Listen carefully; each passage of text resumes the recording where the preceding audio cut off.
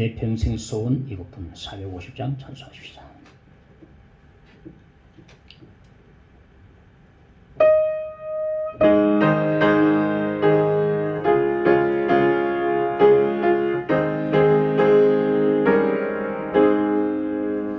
내 평생 소원 이것뿐. 주의 일 하다가 이 세상 이별하는 날 주 앞에 가리라. 꿈같이 헛된 세상 일 취할 것 무엇냐. 이 수고함만 하여도 헛된 것뿐일세. 불같은 시험 많으나 겁내지 맙시다. 구주의 권능 크시니 이기고 남겠네. 금보다 귀한 믿음은 참 보배되도다. 이 진리 믿는 사람들 다 복을 받겠네. 살같이 빠른 광음을 주 위에 아끼세. 온몸과 마음을 바치고 힘써서 일하세.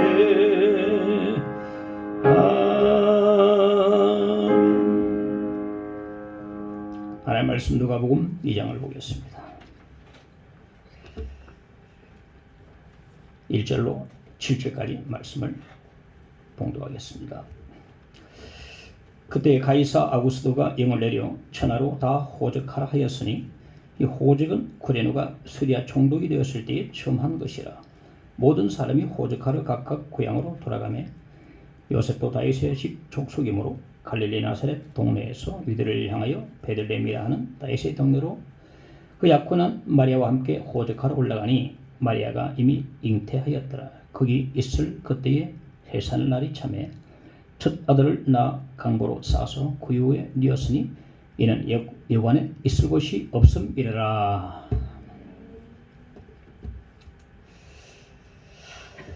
오늘 계속해서 대강절 두 번째 강론을 우리가 듣겠습니다. 로마 황제 아구스도가 호적영을 내리자 요셉과 마리아가 호적하러 베들레헴으로 이제 올라갔습니다. 그런데 올라갔는데 묵을 방이 없었습니다.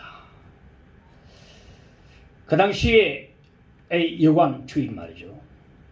아마도 첫 번째 성탄절에 아기 예수를 영접하지 않은 첫 번째 사람이 그 당시에 여관 주인이 아니었을까 생각합니다. 당시 그 여관 주인이 바로 오늘 이 시대를 살아가고 있는 우리를 상징해 준다. 우리를 상징해 준다고 저는 봅니다. 그러니까 이 시대를 살아가고 있는 우리가 바로 그 시대의 여관 주인과 같은 사람들이다. 그런 말이 되겠습니다. 자, 첫째, 내 들지 못한 이유가 무엇인가? 오늘 7절에 보면 첫 아들을 낳아 강고에 싸서 구유에 뉘었으니 여관에 있을 곳이 없음이라. 그 당시 여관 주인이 왜 방을 내드리지 못했는가? 그 이유가 무엇인가? 첫째, 알아보지 못해서 방을 내드리지 못했다. 그렇게 봅니다.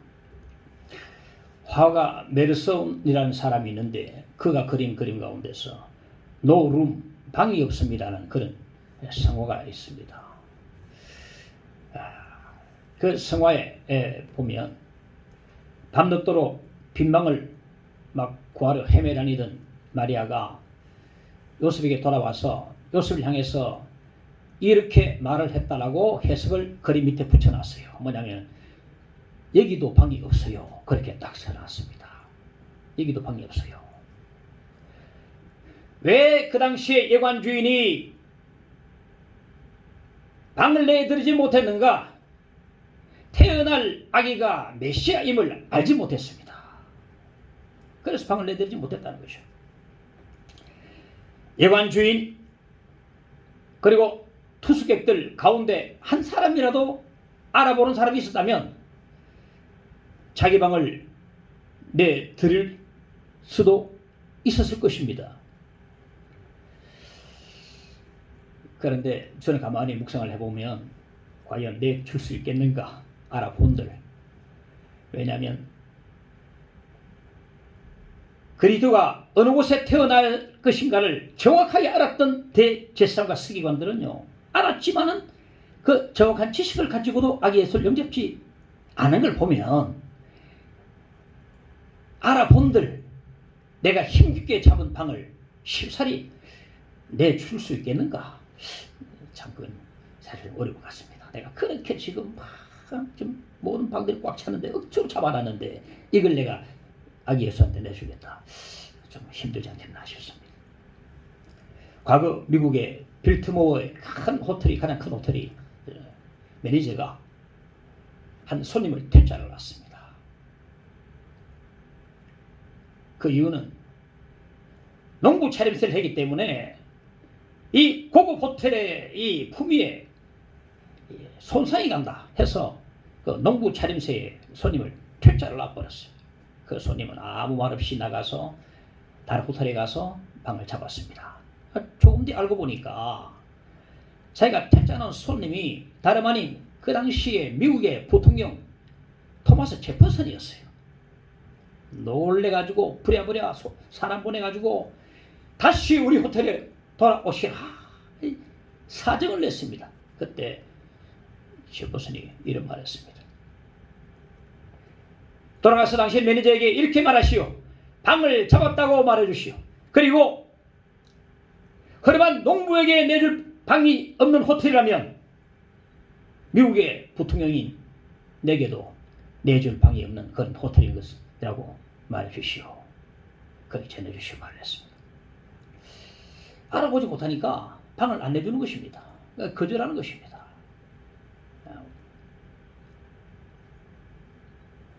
그런데 우리가 가만히 묵상해 보면 그 당시 예관 주인이나 투숙객들이요, 태어날 아기가 그리스도이라는 것을 알기가 정말 어려웠을 것 같습니다. 그죠? 대제사장 서기관들은 정확하게 베들레헴에서 태어날 것이다 알았지만은 그 예관 주인이나 이 투숙객들은요, 지금 태어날 아기가 메시아다 그리스도라고 하는 이 알기가 엄청 어렵지 않겠는가. 그래서 방을 내드리지 못한 것입니다. 자, 그러면 지금 이 세상은 어떻습니까? 마찬가지입니다. 예수님을 메시아 그리스도로 당연히 알아보지 못합니다. 알아본다면 이렇게 예수님을 대접할 수가 없죠. 욕하고, 지금 보세요. 교회 주님의 몸된 교회를 욕하고 예수를 욕하고 인터넷 들어가 보니까 막 욕을 많이 하더라고요. 보니까 알아본다면 메시아를 알아본다면 결코 주님을 이렇게 욕하지는 않을 것이다. 그러니까 우리는 어떻습니까? 안타깝게도 우리 중 많은 사람들이요, 예수님을 제대로 알아보지 못하고 있습니다. 알아봐도 희미하게 알아볼 정도. 교회 안에서 마찬가지입니다. 예수를 제대로 알아보지 못하는 사람들이 많이 있어요. 그걸 어떻게 알 수 있습니까? 예수님을 내 삶의 중심으로 모시고 섬기지 않고 내 삶의 마구간에 두기 때문에 그렇습니다. 내 삶에 마구간 두고 있어요. 주님이 참으로 메시아고 그리스도라고 세상의 구세주가 된다는 걸 믿게 된다면 내 삶의 중심으로 항상 내 삶의 주인이 되시는 주님 앞에 나는 종이 되어서 따르고 순종하고 할 텐데, 볼 때에 마구간에 있습니다. 마구간에. 그렇지 않아요. 중심에 두지 않습니다. 내 삶의 마구간에 두고 있단 말입니다. 지금 이 시대에 오늘날 많은 사람들의 보면 예수님을 자기 마구간에 두고 있습니다. 알아보지 못하니까. 진정 예수를 메시아로 그리스도로 알아본다면 마구간에 안 둘 것입니다. 우리 어떻습니까? 주님께서 내 삶의 중심에 계십니까? 내 삶의 주인이 되십니까? 아니면 지금 어두컴컴한 마구간에 지금 계십니까? 그분은 우리 마구간에 계실 분은 아닙니다. 그분은 우리의 메시아 되시고 즉 그리스도가 되시는 하나님 아들 되십니다. 믿으십니까? 내 삶의 어두운 마구간에 계신 그분이 바로 우리의 메시아 되심을 알아볼 수 있는 눈이 있어야 됩니다. 너희 눈은 봄으로 복이 있도다 말씀하셨습니다. 그런데 알아보지 못한 사람이 참 많이 있습니다. 안 그러면 마구간 둘 리가 없죠. 예수께서 공생애를 이제 30세 때부터 시작하셔서 증거하시기를 내가 그리스도라고 증거를 하셨는데 아무리 내가 그리스도라 해도 그래도 사람들은요 자꾸만 예수님께 똑같은 걸 물었습니다. 네가 누구냐? 네가 그리스도냐? 네가 누구냐? 아무리 내가 그리스도라고 해도 네가 누구냐? 우리에게 밝히 말해라. 항상 그래 말했어요. 답답하죠. 내가 그리스도라 해도 너는 누구냐? 자꾸 물었어요. 그렇게 말씀을 들어도 못 알아봤습니다. 요한복음 8장 24절에 보니까 너희가 만일 내가 그인 줄 믿지 아니하면 너희 죄 가운데서 죽으리라. 내가 그인 줄 믿지 아니하면 예수가 누구십니까? 구약에서 오시리라고 예언한 그분, 하나님이 이 세상에 보내신 하나님 아들 메시아 즉 그리스도심을 믿습니다. 할렐루야. 여기 우리 고백이죠. 이거 안 믿으면요 죄 가운데 죽는다 그랬습니다. 내가 그인 줄 믿지 않으면 죄 가운데 죽는다 그랬어요. 죄 가운데 죽는다 무슨 말입니다 여러분. 성경에 보면 두 가지 죽음이 나오는데요. 하나는 주 안에서 죽음입니다. 계시록 14장 13절에 보면 주 안에서 죽는 자들은 복이 있도다 했습니다. 주 안에서 죽으면요 복된 죽음입니다. 왜 그렇습니까?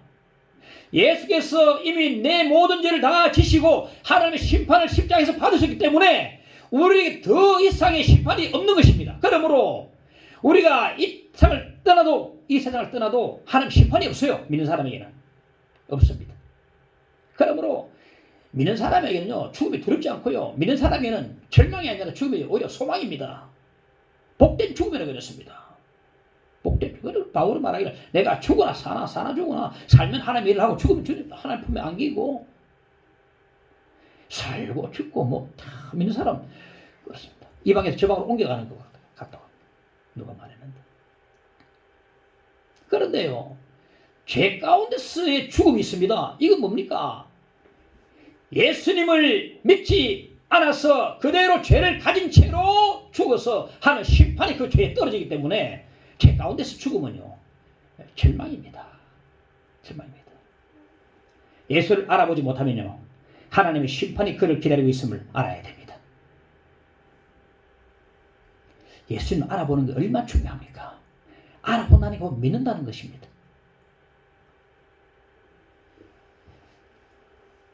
지금 어떻습니까? 내 삶의 마구간에 주님이 안 계십니까? 알아보지 못해서 마구간에 두시고 내 삶의 마구간에 계신 주님이 바로 인간의 몸을 입고 이 땅에 오신 하나님 아들 메시아 되심을 믿으시길 바랍니다. 그분을요 내 삶의 중심으로 모시기를 간절히 바랍니다. 자, 둘째, 왜 못했는가? 너무 바빠가지고. 우리 교회 가까이 낙동강 강둑길을 쫙 따라서 벚꽃이 벚나무가 양쪽으로 쫙 이제 심어졌는데 봄이 되면은 거기서 흐드러지게 벚꽃이 확 피어서 거기 벚꽃 축제가 열리는데 한 달 정도, 한 3주 정도 빨디딜 틈 없이 거기 사람들이 막 몰려들어요. 그러면 그때는 먹거리 장터가 열립니다. 그때 3주 한 달 대목이에요. 대목. 이 장사하는 사람은 대목입니다. 그러니까 밀려오는 사람들 때문에 정신없이 바쁜 것이죠. 이때 이 당시에 여관 주인이 정말 바빴을 것 같습니다. 예약 손님 받으랴, 웃돈을 얹어주는 사람 좋은 방으로 모시랴, 귀빈들 알아보고 또 모시랴, 손님들 맞으랴, 아마 정신없이 바빴을 겁니다. 이래 바쁘니까 가난한 행색에 예수님의 가족은 방을 내드리지 못한 거예요. 그에게는 만삭이 돼가지고 불룩한 그 배를 가진 임산부를 알아보지 못하고 눈길 하나 주지 못할 정도로 바빴던 것 같습니다. 그러다 보니까 예수님의 가족들은 마구간으로 밀려나고 만 것입니다. 바쁘면요 예수님이 마구간으로 밀려나고 맙니다. 예수께서 이 땅에서 참 눈꽃 뜰 새 없이 참 바쁘셨는데 마가복음 1장에 보면 예수님의 일과가 잘 나와 있습니다. 그는 안식일이라 그러는데요. 안식일에 오전에 회당에 들어가셔서 사람들에게 말씀을 가르치시고 또 병자를 고치셨습니다. 오후에 베드로의 집에 들어가셔서 베드로의 장모를 고쳐주시고 저녁이 되니까 온 동네 사람들이 예수께 몰려들었습니다. 예수께서는 밤 늦게까지 수많은 병자들을 고쳐주셨습니다. 그 한 사람도 빠지지 않고 다 고쳐주실 것 같아요. 예수님은 한 사람 빠지고 그런 건 아니니까 밤 늦게까지 모든 병자를 다 고쳐주시고 우리가 바쁘다지만요 예수님보다 바쁘지는 않을 겁니다. 밤 늦게까지 다 고쳐주시고 쉴 시간이 없었습니다. 그럼에도 다음날 새벽에 한장 옷을 찾아가셔서 기도를 하셨다 했습니다. 그렇게 바쁜 가운데서도 하나님 아버지와 영적 교제는 꼭 가지셨던 주님이셨어요.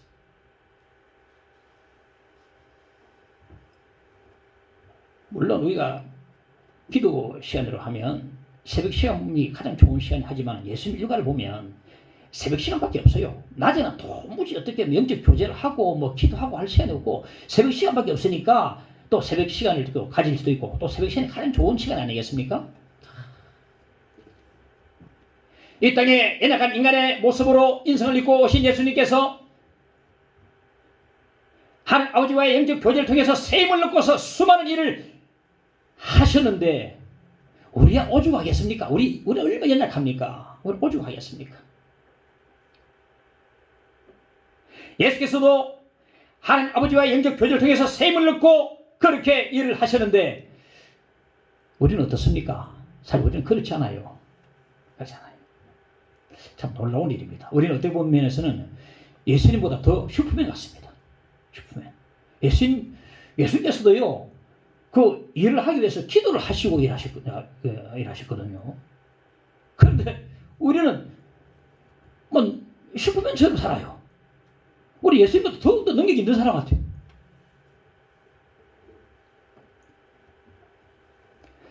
과거에 제 집사람과 함께 YM PDT에서 예수제자 훈련을 받은 적이 있었는데 저 수도권에서 했는데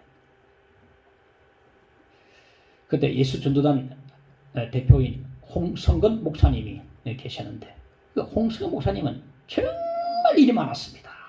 국내 국외 몸 하나 가지고 얼마나 많은 일을 하셨는지 어떻게 감당할 수 있겠나 싶었어요. 어떻게 혼자 다 하지? 그런 생각이 들었습니다. 그런데 그분으로부터 들은 말입니다. 그렇게 바쁜 분이 매주 월요일은 비워둔답니다. 아무 일도 안 하고 월요일은 비워두고 하나님 앞에 앉아있다 그래요. 앉아서 뭐 하겠습니까? 말씀 듣고 찬양하고 묵상하고 그렇게 바쁜 분이 우리 같으면 막 일부터 찾아갈 텐데 그 바쁜 분이 월요일 하루를 하나님과의 교제로 언제 다 펴놓고 하나님께 보낸다는 거예요. 그분의 왕성한 사역, 그 많은 사역의 그 비결이 바로 월요일 날에 그 하나님과의 영적 교제에 있음을 저는 봤습니다. 그렇구나. 이 월요일 온종일 하나님과의 교제함으로써 그 수많은 열매, 수많은 사역, 그 왕성한 사역들을 할 수 있는 비결이 거기에 있구나 깨달았습니다. 우리가 지금 내 힘으로 살아가고 있습니다. 하나님의 능력을 드리면 어떻게 될까요? 펄펄 날 것 같습니다. 펄펄 날 것 같아요. 내 힘으로 살면 얼마나 힘듭니까? 하나님 힘으로 살면 독수리가 날아가는 것이 날아가지 않겠습니까? 우리 모두 바쁜 일과 가운데서도 하나님과의 교제 시간을 우리가 내야 합니다. 가지면서 다시 내 삶의 중심에 주님을 모시고 주님보다 앞서가지 않고 다시 새롭게 힘받고 능력 받아가지고 우리가 일과를 감당해 나간다면 얼마나 기쁘게 얼마나 능력 있게 우리가 이 일을 해 나갈 수가 있겠습니까? 전도를 하다 보면 바빠서 교회 갈 시간이 없다는 사람들이 많이 있어요. 그런 사람은요 평생 절대로 예수님 못 모십니다. 교회 안에서도 보면요 너무나 바빠가지고 주일 예배에도 못 나오는 사람들이 많이 있습니다.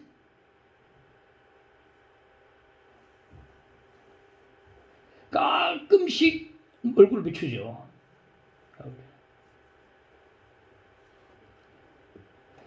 이런 사람들은요 구약의 말라기 시대의 이스라엘 백성들의 영성과 똑같습니다. 그들은요 가장 좋은 것은 다 자기를 위해서 쓰고 남는 것, 병든 것, 저는 것, 눈먼 것 가지고 하나님께 가지고 와서 희생 제물이라고 하나님께 바쳤어요.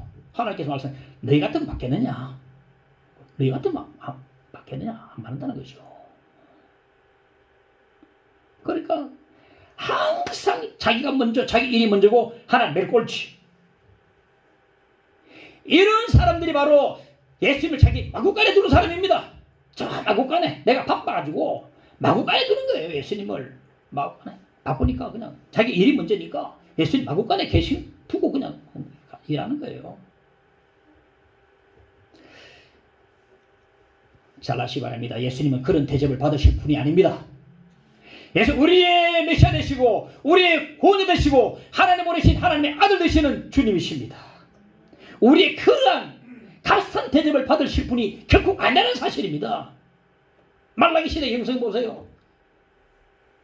좋은 거 다 내가 해버리고 시간 내 좋은 거 다 해버리고 남는 거 찌끄레기 쓰레기 오물 같은 거 가지고 와서 바친다. 너희 같으면 받겠느냐. 오물 쓰레기 내 다 쓰고 남은 것 그리 마구간에 예수님이 두고 있는 겁니다. 예수님 그런 대접을 받으실 분이 아니라는 사실입니다.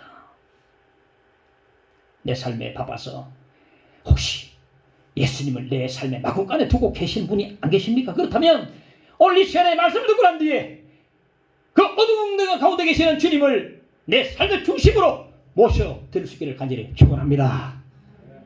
그렇게 해야 내 삶의 중심이 생기고 내 삶의 우선순위가 바로 세워지게 되는 것입니다. 주님이 그런 대접을 받을 분이 아닙니다. 마가복음 6장 30절 31절의 말씀 보면 사도들이 예수께 모여 자기들이 행한 것과 가르친 것을 낱낱이 고하니 이르시되 너희는 따로 한적한 곳에 가서 잠깐 쉬어라 하시니 이는 오고 가는 사람이 많아 음식 먹을 겨를도 없습니다. 둘씩 짝을 지어서 전도를 파송해 보내는데 그들이 다 이제 제자들이 돌아와서 예수님께 와가지고 막 전도 실책들을 막 보고를 바쁘게 막 했습니다. 능력이 나타나고요, 귀신 쫓겨나가고요, 곧 기도했더니 낫고요, 막 이야기를 했습니다. 식사할 시간도 없을 정도로 바빴습니다. 예수께서 보니까 제자들이 너무나 피곤해 보고 너무나 지쳐 보이는 거예요. 말씀하셨습니다. 따라와 한적한 곳에 가서 잠깐 좀 쉬어라.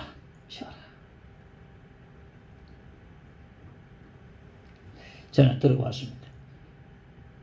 시간이 돈이다 하면서 막 얼마나 열심히 사는지 막 열심히 사는 건 좋습니다만 시간이 돈이니까 막 바쁘게 사는 거예요. 바쁘다가 다 좋은 건 아닙니다. 열정이 있다가 좋은 게 아닙니다. 방향이 바로 잡아야 됩니다. 열심히 있다가 좋은 게 아닙니다. 이단들은 열심히 있어요. 방향을 잘못 잡았습니다. 열심히 사는 게 중요한 게 아닙니다. 방향을 제대로 잡고 살아야 되는 것입니다. 이단들은 열심히 있어요. 방향을 잘못 잡았습니다. 바쁘다고 좋은 게 아닙니다. 저는 여기 한적한 곳을 교회라고 해석을 했습니다. 교회 오셔서 안식도 회복하고 말씀으로 위로받고 힘듣고 또 깨닫고 회개하고 그리고 내 중심에 주님을 다시 모셔드리고 주님보다 앞서가지 않고 새롭게 내 삶의 행적으로 재충전을 받는 시간이 있어야 된다는 것입니다. 그런데 희한합니다. 저는 뭐예요? 한 번 충전하고 죽을 때까지 가는 사람들은 굉장히 많이 봤어요. 한 번 충전하고 재충전하고 죽을 때까지 그대로 가더라고요. 이거 뭐 백만돌이 에너자이저도 아니고 말이죠. 와, 뭐 120, 120 하라고 계속. 어떤 사람은 딱 생애 2번 충전한다 그럽니다. 예수 믿을 때 한 번 충전 딱 하고 내 마음대로 힘으로 막 힘있게 살다가 죽을 때 목사님 도와주세요. 내가 지금 숨이 가쁘. 목사님 와서 기도해줘. 그때 충전을 받고 이제 2번 충전 받고 따라봐. 삶의 재충전을 받으십시다. 이번 성탄절에 바쁜 삶을 잠깐 늦추고 예배를 드리고 성탄의 참된 열매를 되새겨 보십시오. 너무 바빠서 마구간으로 밀려나신 주님을 다시 내 삶의 중심으로 모실 수 있기를 간절히 바랍니다. 셋째, 세상 것들로 가득 찼어요. 당시의 여관들은요, 예약 손님들, 웃돈을 주고서 좋은 방을 차지하는 사람들, 그리고 그 땅의 귀빈들, 부자들로 천만 원을 이뤘습니다. 그러니까 자연스럽게 예수님의 가족은 마구간으로 밀려갈 수밖에 없었어요. 가득 찼으니까. 아이러니하게도 그 땅의 귀빈들 때문에 가장 존귀하신 예수 그리스도께서 마구간으로 밀려가 버렸습니다. 그렇습니다. 세상 것들, 때려보면 덜 중요한 것들, 하찮은 것들, 쓸데없는 것들 때문에 이 가득 차니까 예수님은 마구간으로 갈 수밖에 없어요. 마구간으로 밀려날 수밖에 없습니다. 어느 전도자가 하루는 날이 기우나 어둑할 때쯤 돼서 시장에 전도를 갔습니다. 한 사람 눈에 들어오는데 보니까 일 남아치고 이제 돈을 만면에 미소를 띠면서 10,000원, 20,000원, 30,000원, 40,000원, 15만원, 16만원, 17만원, 아이고 30만, 30만. 그래서 웃으면서 웃어요. 예수 믿으세요. 그들도 보지도 않고 다음에 오세요 하고 계속 셈을 하고 있었어요. 다음에 오라 했으니까 다음에 가죠. 이제 몇 달 뒤에 갔더니 그 자리 비어 있어요. 옆집 가게 물어보니까 얼마 전에 갑작스럽게 세상을 떠났다는 겁니다. 그렇습니다. 내 영혼을 구원해주지 못할 그 돈을 계산하다가 그 사람은 그만 세상을 떠나고 말았던 것입니다. 내 영혼을 지옥으로부터 건져줄 그 예수를 믿지도 않은 채로 그 사람은 허망하게 세상을 떠나고 말았습니다. 앞으로 어떻게 되겠습니까? 그 영혼이.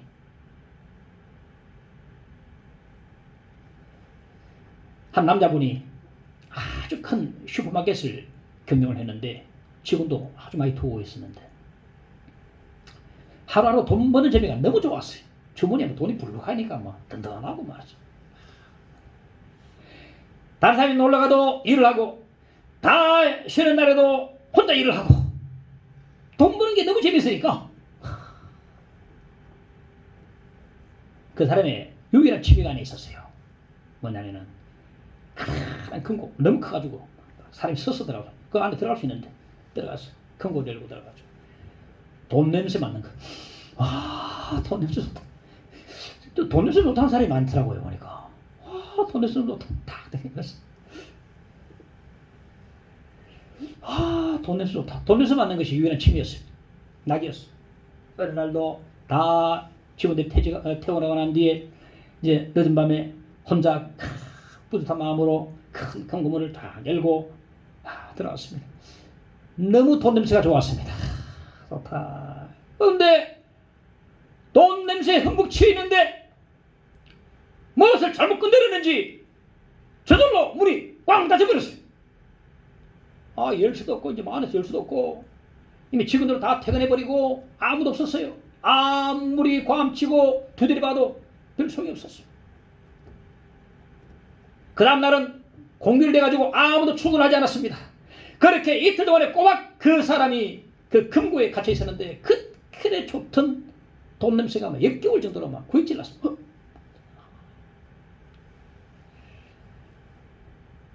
이튿날에 이제 가장 먼저 출근한 직원이 그걸 발견하고서 각각 서로 이제 금고에서 나왔는데 크게 깨달았습니다. 출근한 직원들 오늘 돈 일당 다 치울 테니까 그대로 집으로 다 돌아가라. 쉬어라. 문 열지 않았습니다. 크게 깨달았습니다. 그날 생각할 게 많고 이게 다가 아니구나. 이게 다가 아니구나. 그걸 깨달았습니다.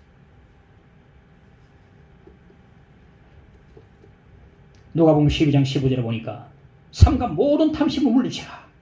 사람의 생명이 그 소유에 넉넉한 데 있지 아니하니라. 할렐루야. 사람의 생명이 그 소유에 넉넉한 데 있지 아니하니라. 탐심을 물리쳐야 그렇습니다. 그 탐심과 빼버리고 그 안에 주님께서 계시면 얼마나 좋을까요? 한 20대 청년이 드디어 출세의 기회를 잡았어요. 우연히 라디오 방송에 출연해서 노래를 부르게 되는데 그 노래를 듣고서 방송에서 계약을 하자며 요청을 막 그리고 왔어요. 그 당시 미국에서는요 경기가 너무나 안 좋아가지고 실업자들이 막 속출하고 있을 때였습니다. 그러니까 그런 상황에서 너무나 좋은 기회가 아닐 수 없고 행운의 기회가 왔던 것입니다. 일단 우리 아버지께 물어보고 올게요 해놓고 집에 왔어요. 잠이 안 와요. 뭐 불면증이 걸린 게 아니고 세상적인 출세와 성공을 생각하니까 막 잠을 이룰 수 없었어요. 너무 좋아가지고 이제 내 인기와 명예 이제 물질과 모든 이 참 성공 출세 앞길 너무나 기쁘고 잠을 못 잤어. 일에 몸 비틀고 저리면 들어가. 너무 좋았어. 내가 가수가 돼가지고 이제 계획하면 내가 이제 탄탄대로 열릴 것이다. 너무너무 좋았어. 그런데 그 어머니가 그 아버지가 목사님이셨어요. 어머니가 그 아들의 마음을 흔들린 마음을 알아는 거예요. 그래서 기도하는 가운데서 어느 주일 아침에 그 사모님이 가장 아끼는 성시 하나를 아들이 매번 앉는 피아노 위에다 성시를 올려놓고 기도하고 주여 올려놨어. 그 주일 아침에 아들이 보니까 성시가 피아노 속에 있거든요. 그래서 떡 놔놓고 워낙 시력이 좋으니까 적극적으로 곡을 붙여 반주를 했습니다. 주 예수보다 더 귀한 것은 없네. 이 세상 부귀와 바꿀 수 없네. 영죽을 내대신 돌아가신 그 놀라운 사랑 잊지 못해. 세상 즐거움 다 버리고 세상 자랑 다 버렸네. 주 예수보다 더 귀한 것은 없네. 예수밖에 없네. 하는데 그 청년의 눈에 눈물이 확 흘러내렸습니다. 며칠 뒤에 방송국 편집부장으로부터 계약을 맺자며 전화가 왔습니다. 당연하게 예스를 할 줄 알았는데 노라고 대답을 하는 거예요. 너무 놀라고 자기 귀를 의심했습니다. 백인 백 전부 다 예스할 텐데 왜냐하면 그런 기회를 다 놓지 않으려 하거든요. 그런 기회가 어디 있습니까? 완전히 길이 열리는 길인데 노라니까 너무 놀래가지고 귀를 의심했다. 청년이 담담하게 말했습니다. 앞으로 제 목소리를 나를 구원하신 주님께만 바칠 생각입니다. 그렇게 저는 결심했습니다. 죄송합니다.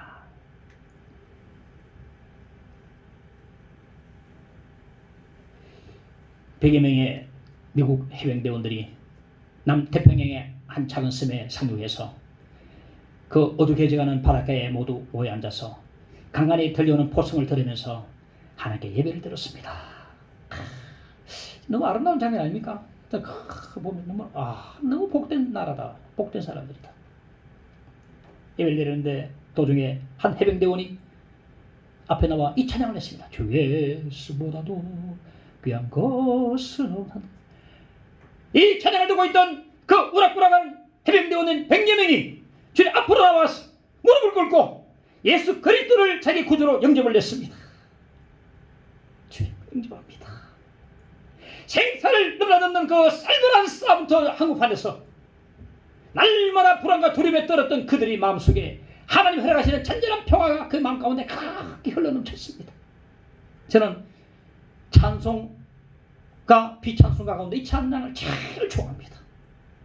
너무나 저와 비슷한 그 마음이 있고 배경이 있고 이 찬양을 볼 때마다 너무나 함께 찬양해 보십시다. 찬송가 94장 주 예수보다 더 귀한 것은 없네.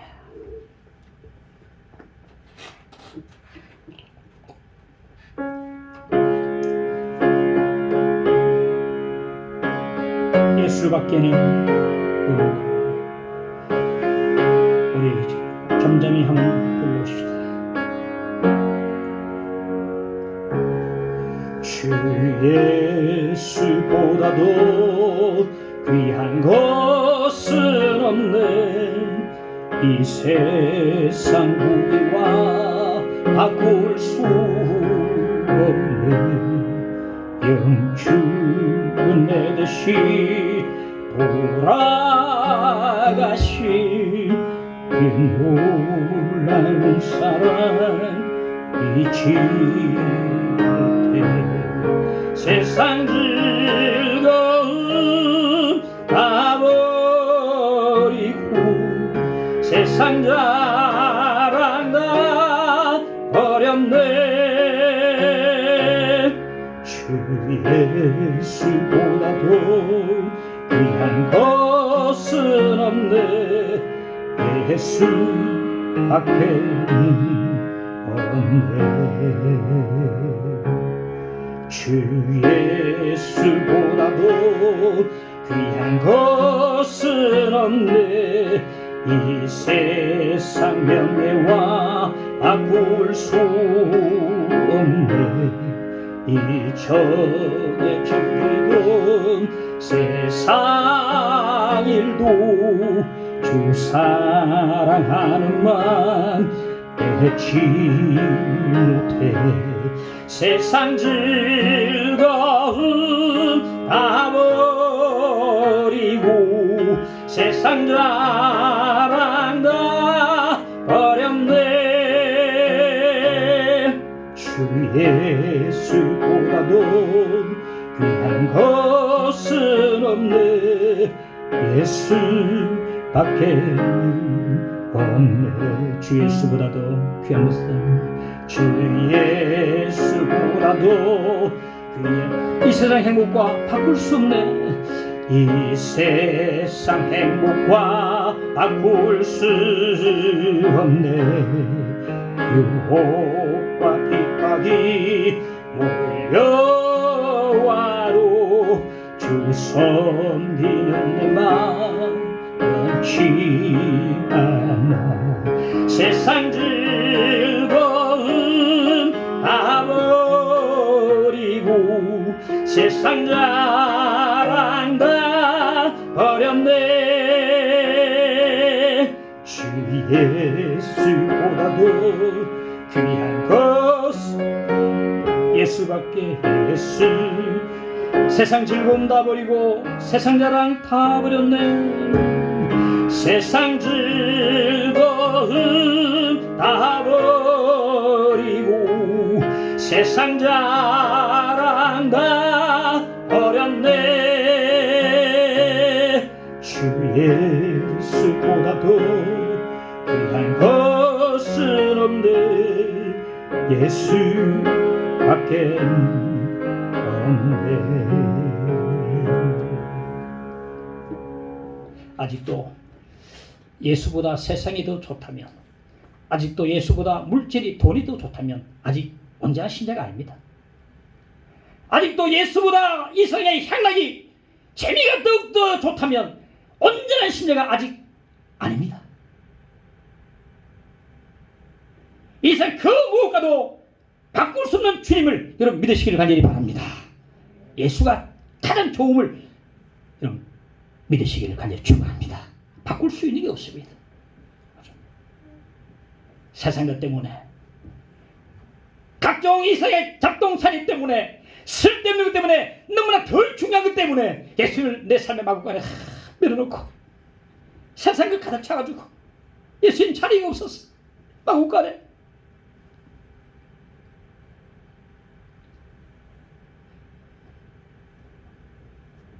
우리가 그런 이 시대에 또 한 사람의 예관 주인처럼 되지 마십시다. 세상 즐거움 다 날아가는 것이에요.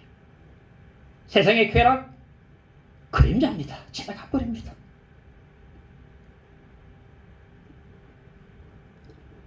주님을 내 삶의 가장 중심에 두고 가장 우선순위로 앞세울 수 있는 우리가 되기를 간절히 바랍니다.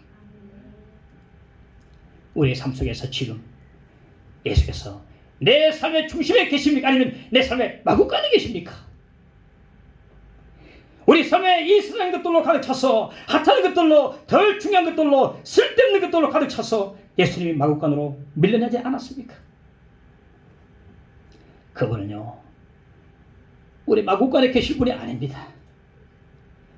나를 구원하러 오신 하나님의 메시아 그리스도이심을 믿으시기를 간절히 바랍니다. 그분은 그런 대접을 받으실 분이 아닙니다. 그분은 마구간에 계실 분이 아닙니다.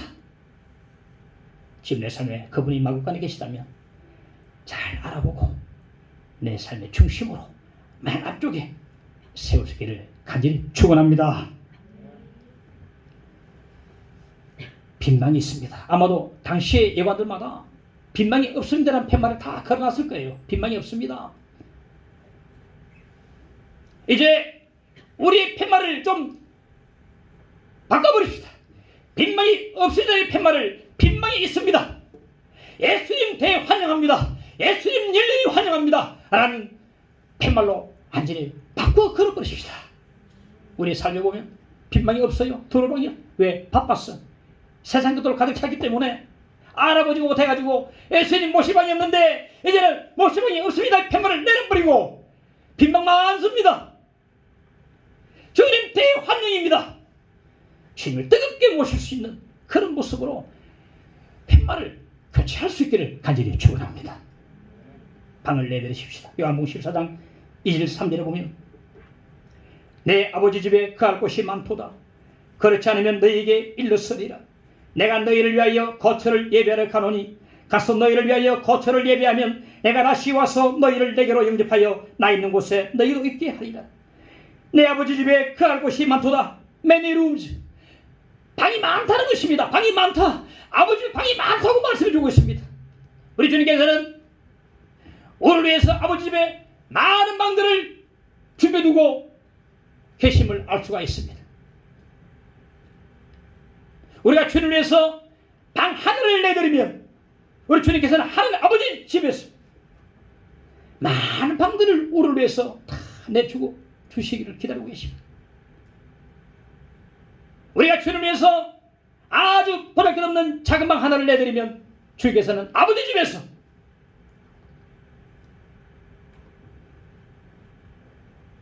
편안하고 안락하고 아름답고 큰 맨션을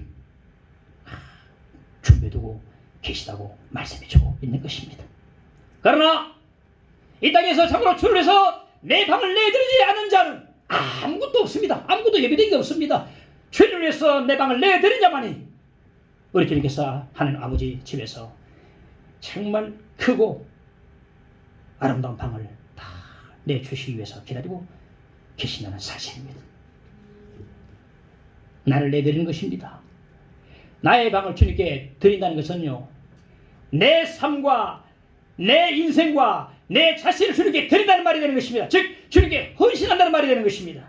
성탄절의 진정한 의미가 무엇입니까? 요한복음 3장 10절에 보면 하나님이 세상을 이처럼 사랑하사 독생자를 주셨으니 이는 그를 믿는 자마다 멸망하지 않고 영생을 얻게 하려 하십니다. 왜 하나님께서 그 아들 예수님을 이 세상에 보내셨습니까? 이 세상을 구원하시기 위해서 보내신 것입니다. 그 절정이 십자가입니다. 십자가. 그래서 우리 기독교의 상징은요, 주님께서 나셨던 말밥통이 아니고 십자가 상징입니다. 지금 우리 성탄절을 맞이하고 있지만은 말밥통이 우리 기독교 상징이 우리 아니고 십자가 우리 주님의 상징입니다. 주님께서는 십자가에 죽으시기 위해서 이 땅에 오셨습니다. 하나님 아버지께서 이 세상을 구원하시기 위해서 그 아들 예수님을 이 세상에 보내주시고 십자가에 내주셨고, 그 아들 예수께서 우리를 죄를 사주시기 위해서 친히 십자가에 자신의 몸을 내주셨습니다. 영죽을 우리를 구원하시기 위해서 주님께서 이 땅에 오신 것입니다. 이것이 바로 성탄절의 진정한 목적이 되는 것입니다. 프란시스 헤버갈이라는 자매가 있었는데, 그 제가 공부하는 가운데 너무 몸이 쇠약해져서 그 부모와 보고 여행을 좀 다녀오라 하면서 독일로 여행을 이제 권해서 독일로 가게 됐습니다. 근데 쉬면서 독일 한 화랑에 들렀는데, 그 보니까 가시관을 쓰신 십자가의 그리스도라는 성화가 딱 있었어요. 그 밑에 글이 이렇게 적혀 있었습니다. 너를 위해서 내 몸을 주고만 너 나를 위해서 무엇을 주느냐. 딱 글이 있었어요. 이 자매가 그 글에 완전히 자기가 빼앗겨 버렸어요. 너무 감동받아가지고 그 글을 묵상하면서 찬송을 작시했는데, 찬송가 311장이 바로 그렇게 태어났습니다. 헤버갈 자매가 됐는데, 내 너를 위하여 몸부려 피 흘려 내 죄를 속하여 살티를 주었다. 널 위해 몸을 주고만 너 무엇 주느냐. 널 위해 몸을 주고만 너 무엇 주느냐. 하나님은 용서와 참사랑 가시고 세상에 내려와 값없이 주었다. 이것이 귀중하건만 너 무엇 주느냐. 이것이 귀중하건만 너 무엇 주느냐. 여러분, 그렇습니다.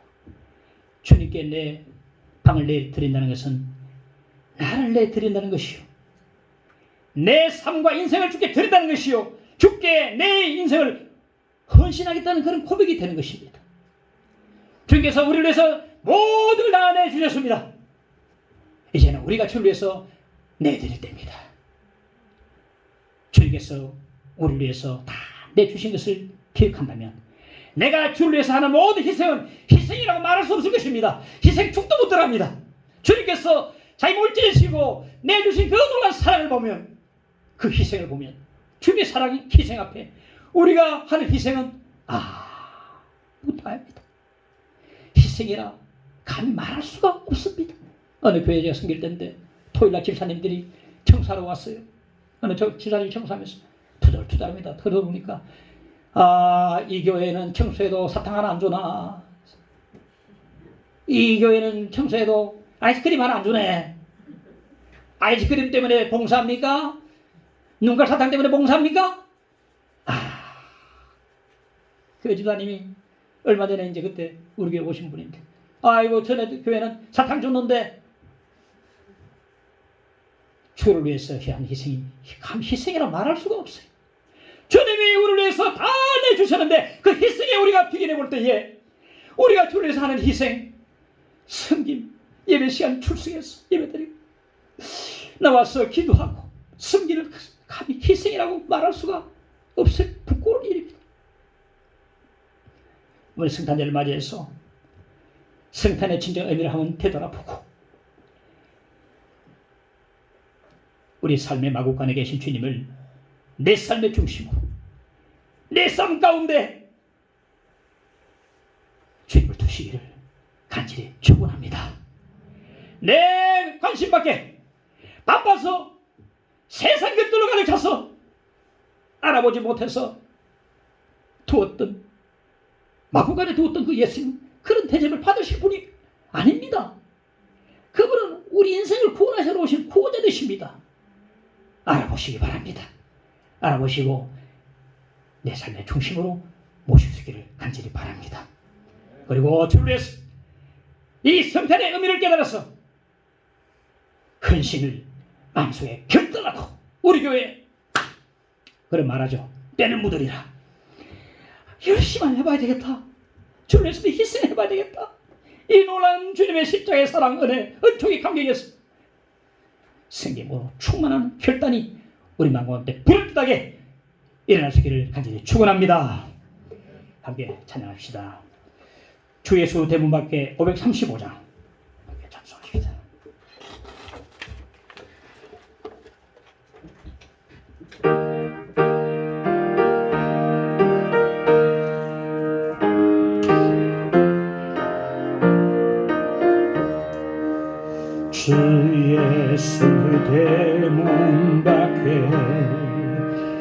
기다렸었으나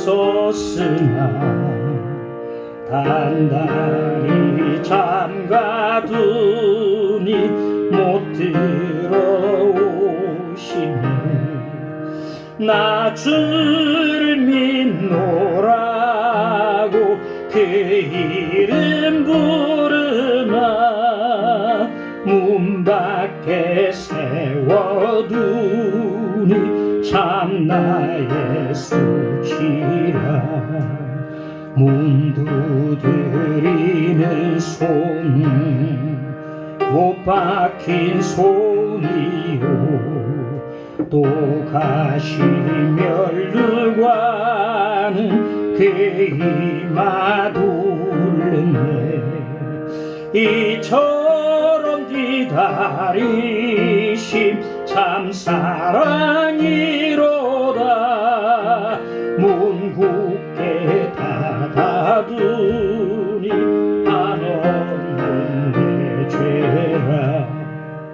주 예수 간곡하게 원하는 말씀이 내 죄로 죽은 나를 너 박대할소냐. 나 죄를 회개하고 본문을 엽니다. 드셔서 좌정하사 떠나지 마소서.